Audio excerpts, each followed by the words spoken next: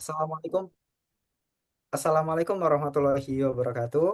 Halo semuanya, perkenalkan kami dari kelompok Sistem Informasi Geografis dengan saya Arya Setia Pratama dan rekan saya. Saya Habib Pandia. Oke, next pada penjelasan selanjutnya. Oke, jadi di sini kami akan membahas UTS mata kuliah Sistem Informasi Geografis yang membahas tentang analisis data spasial Kota Bandar Lampung. Baik, pengumpulan dan pengolahan data spasial yang kami lakukan, data yang kami gunakan pada pengelolaan data spasial kali ini merupakan data yang bersumber dari OpenStreetMap. Data tersebut mencakup terkait batas wilayah administratif di Kota Bandar Lampung, jaringan jalan, dan transportasi di Kota Bandar Lampung, lokasi fasilitas umum, dan informasi tentang kondisi lingkungan di Kota Bandar Lampung. Next. Oke, baik. Selanjutnya ada pengolahan data spasial. Jadi kami menggunakan Luna QGIS untuk mengolah data spasial yang telah dikumpulkan. Jadi hasil dari pengelolaan data spasial tersebut direpresentasikan sebagai peta wilayah Kota Bandar Lampung dengan beberapa informasi spasial yang dapat dilihat pada slide berikutnya.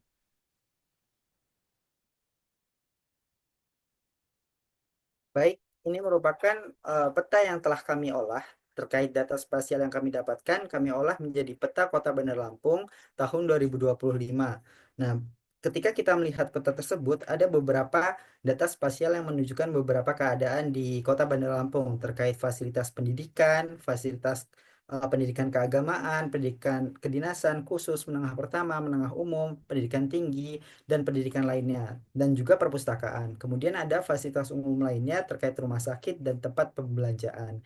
Nah, ini juga data spasial yang kami tampilkan di peta menampilkan sungai sebagai nantinya menjadi acuan kami untuk menganalisis bagian mana saja di Kota Bandar Lampung yang rawan akan banjir. Nah, bisa dilihat juga terkait beberapa jalan, jenis-jenis jalan yang ada di Kota Bandar Lampung, seperti jalan arteri, kolektor, jalan lain, dan jalan lokal. Oke, next. Oke, baik. Selanjutnya adalah analisis dan interpretasi. Jadi yang pertama itu adalah kondisi lingkungan di wilayah Kota Bandar Lampung.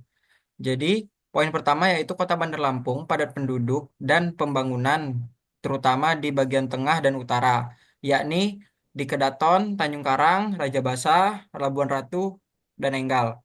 Setelah itu terdapat banyak fasilitas pendidikan dari semua jenjang, yaitu dasar hingga tinggi.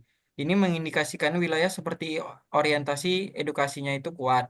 Setelah itu wilayah pinggiran dan selatan, yakni seperti Panjang, Teluk Betung Timur, dan sebagian Sukabumi.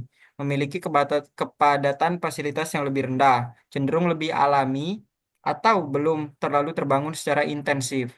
Setelah itu, yang terakhir adalah kehadiran hutan atau area hijau alami cukup terbatas di wilayah tengah, tapi relatif masih ada di bagian selatan, yakni di dekat Teluk Betung Timur dan Barat Daya, yakni di Kemiling. Oke, analisis selanjutnya terkait korelasi antara kondisi lingkungan dan lokasi fasilitas umum. Fasilitas pendidikan dan rumah sakit lebih terkonsentrasi di wilayah yang lebih padat penduduknya, seperti Kecamatan Kedaton, Raja Basa, Tanjung Karang Pusat, dan Enggal. Tempat perbelanjaan juga banyak ditemukan di pusat kota, menunjukkan hubungan erat antara pusat ekonomi dan kepadatan populasi. Dan juga di daerah pinggiran seperti Panjang, Teluk Betung Timur, dan Sukabumi, jumlah fasilitas umum seiring dengan menurunnya intensitas pembangunan.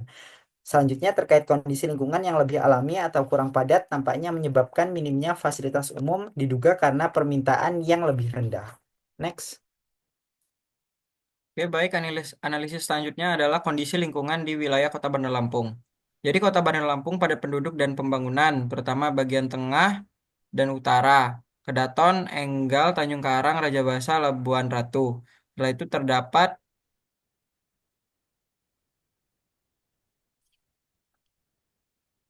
oke maaf sebelumnya kita lanjut ke analisis yaitu analisis jaringan jalan dan transportasi dari legenda dan overlay jalan pada peta. Kita bisa simpulkan yaitu yang pertama adalah jalan arteri dan kolektor sangat mendominasi di tengah kota dan menghubungkan berbagai kecamatan padat penduduk seperti Kedaton, Tanjung Karang, Raja Basa, dan Enggal. Setelah itu jaringan jalan menyebar secara radial dari tengah kota ke arah pinggir, menunjukkan struktur tata kota yang terpusat.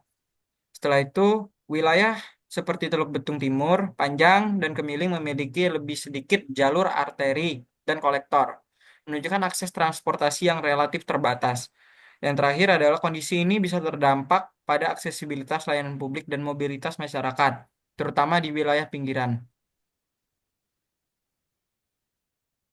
Baik, berdasarkan peta yang telah kami buat tadi, beberapa hal yang dapat kami identifikasi terkait area rawan banjir di Kota Bandar Lampung itu meliputi beberapa kecamatan disertai dengan alasan potensi banjirnya. Seperti Kecamatan Teluk Betung Timur, alasan potensi banjir yaitu dengan dekat dengan pesisir dan sungai besar. Teluk Betung Selatan merupakan dataran rendah dan dekat dengan laut. Kecamatan Kedaton dilalui sungai kecil dan sangat padat. Kecamatan Enggal, pusat kota dan drainasenya padat. Kemudian Wai Halim, drainase dan perumahan padat. Kecamatan Sukabumi di bagian barat daya, sungai kecil dan pemukimannya padat. Kemudian dan yang terakhir yaitu Tanjung Karang Pusat, merupakan titik pertemuan banyak jalan dan kawasan yang padat. Next. Baik, selanjutnya ada kesimpulan dan rekomendasi.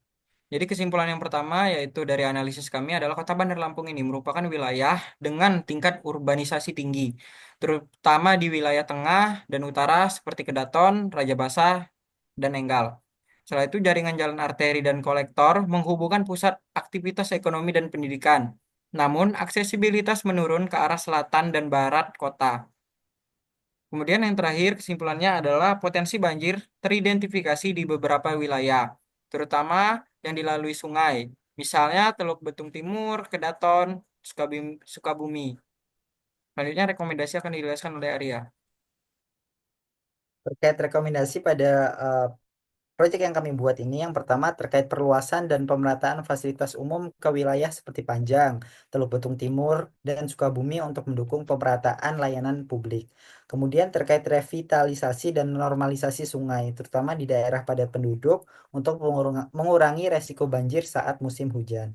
Selanjutnya terkait peningkatan konektivitas transportasi ke wilayah pinggiran melalui pengembangan jalan kolektor baru dan perluasan angkutan umum berbasis koridor. Baik, terima kasih. Eh, Cukup sekian presentasi dari kami. Kami akhiri. Wabillahi taufiq walhidayah. Wassalamualaikum warahmatullahi wabarakatuh.